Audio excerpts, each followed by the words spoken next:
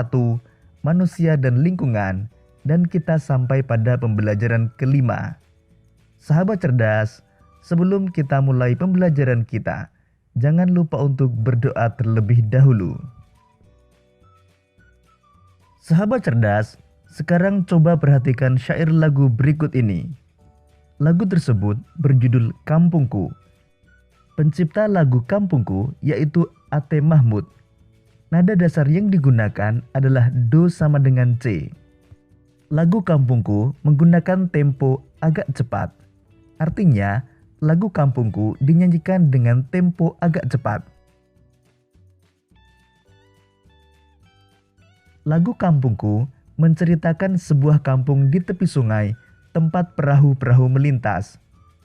Rumah-rumah di kampung itu terbuat dari bambu. Sahabat cerdas, dapatkah kamu membayangkan suasana kampung tersebut? Ada lagu bertangga nada diatonis mayor, ada pula lagu bertangga nada diatonis minor. Lagu Kampungku termasuk lagu bertangga nada diatonis mayor. Apa maksudnya? Ayo kita cari tahu. Tangga nada diatonis mayor. Tangga nada adalah urutan nada yang disusun secara berjenjang. Misalnya, Do, Re, Mi, Fa, Sol, La, Si, Do.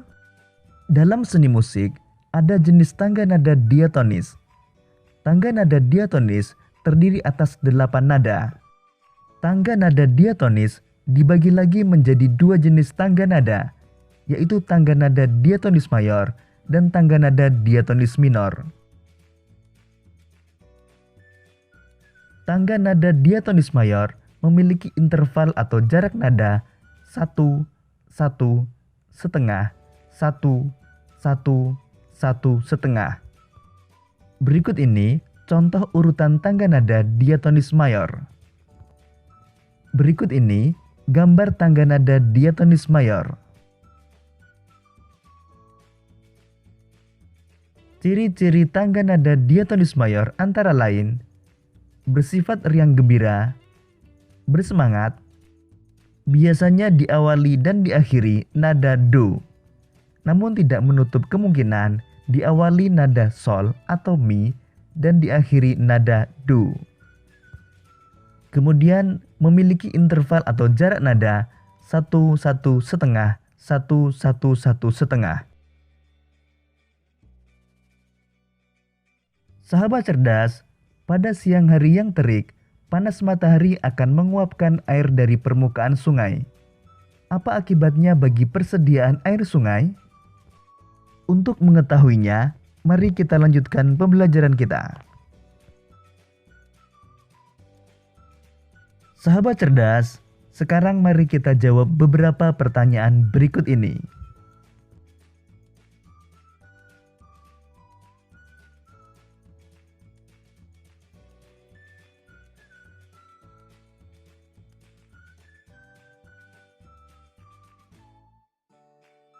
Pertama, dari mana asal persediaan air sungai?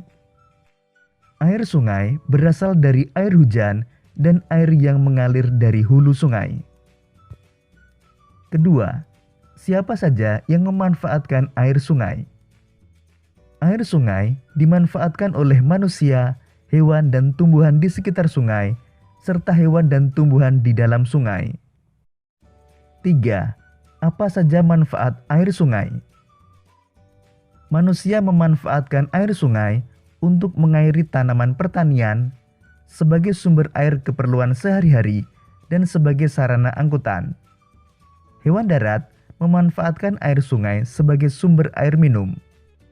Tumbuhan darat memanfaatkan air sebagai sumber air untuk proses fotosintesis. Hewan dan tumbuhan sungai memanfaatkan air sungai sebagai tempat hidup. 4. Apakah persediaan air sungai dapat berkurang karena menguap saat terkena panas matahari? Jelaskan jawabanmu.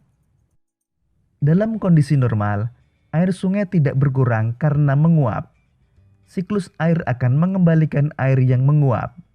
Namun, Dalam kondisi kemarau yang sangat ekstrim, sungai dapat mengalami kekeringan. 5. Faktor-faktor apa yang dapat mempengaruhi persediaan air sungai? Faktor yang dapat mempengaruhi persediaan air sungai antara lain curah hujan, cuaca, dan kondisi hulu sungai.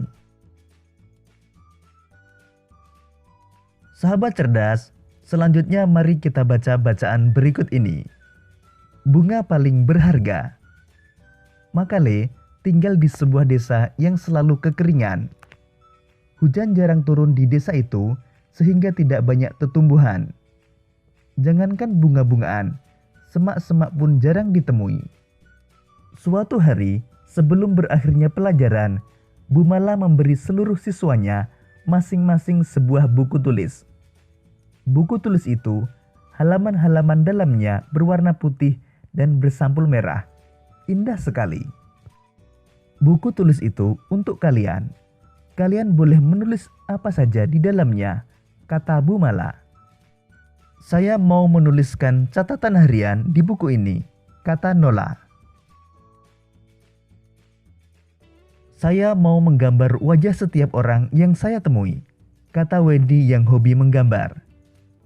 Saya mau membuat herbarium, kata Makale. Bu Mala memandang Makale dengan penuh keheranan mendengar ucapan Makale. Kamu mau membuat herbarium? Tanya Bu Mala kepada Makale. Ya, seorang pelancong pernah menunjukkan buku herbariumnya kepada saya. Herbarium itu sangat indah, jawab Makale. Tetapi, untuk membuat herbarium, kamu akan membutuhkan banyak daun. Tahukah kamu? Tanya Bu Mala.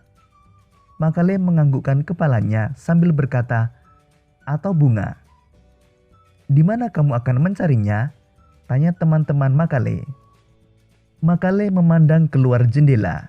Tidak tampak tanaman sama sekali. Saya akan mendapatkannya, kata Makale sambil tersenyum. Hari berganti hari. Waktu berlalu dengan cepat. Buku tulis merah milik para siswa Bu Mala telah berisi berbagai cerita, gambar, dan foto. Hanya buku tulis Makale yang masih kosong. Pada suatu hari, sebuah awan hitam berhenti di atas desa tempat tinggal Makale. Tak lama kemudian, awan hitam itu mencurahkan hujan yang sangat deras. Benih-benih tumbuhan yang terkubur di dalam tanah tandus desa itu pun tumbuh. Sepetak kebun terbentuk. Bunga-bunga merah kecil memenuhi petak kebun itu. Makale senang.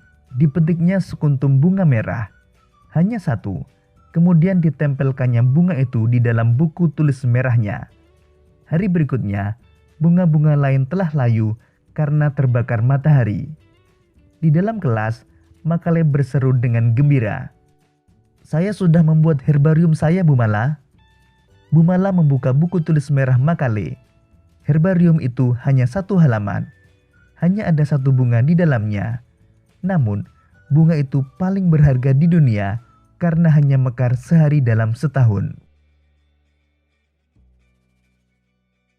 Sahabat cerdas, berdasarkan cerita tersebut, tulislah peristiwa-peristiwa yang terjadi pada cerita.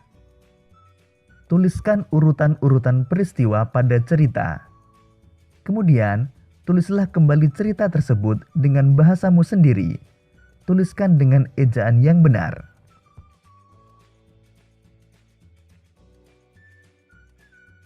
Demikian tadi sahabat cerdas pembelajaran kita pada tema 8, subtema 1 dan pembelajaran kelima. Untuk menguji pemahamanmu, kamu dapat mengerjakan latihan soal yang terdapat pada deskripsi video ini. Sampai jumpa pada pembelajaran berikutnya. Tetap semangat dan selamat belajar.